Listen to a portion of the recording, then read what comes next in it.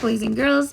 So today we're going to talk more about graphs because they help us when we're trying to learn something or when we're collecting information. So this graph has already been created. We don't have to do any of the coloring like we did the last 2 days because it's already done for us. But we are going to answer more questions. So question number 1, I will read the question to you and then let's answer it together. How many people have blue eyes? So I'm going to look at the chart and see which one has blue.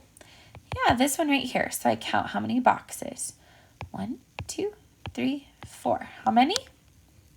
4. Very good. The next one says, how many people have hazel eyes? So this one says hazel here.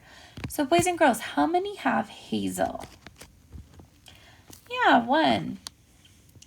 So which color of eyes was the most popular?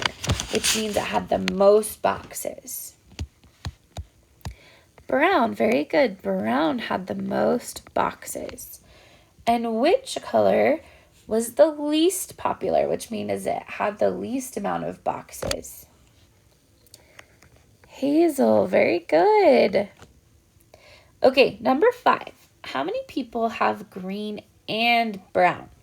So we're going to make an addition sentence here.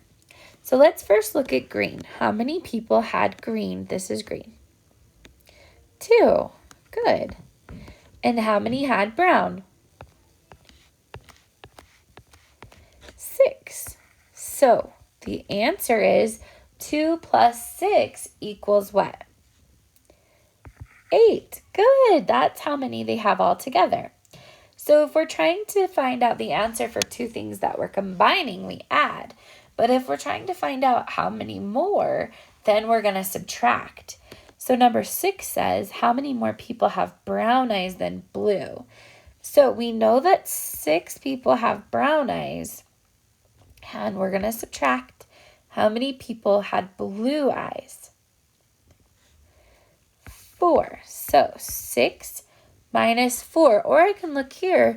How many boxes were empty? 2. Very nice. Good. So that's how we answer the questions about the graph. You did a really good job. Let's turn it over on the back, and I want you to practice your rocket math. Good work today, boys and girls. Nice job.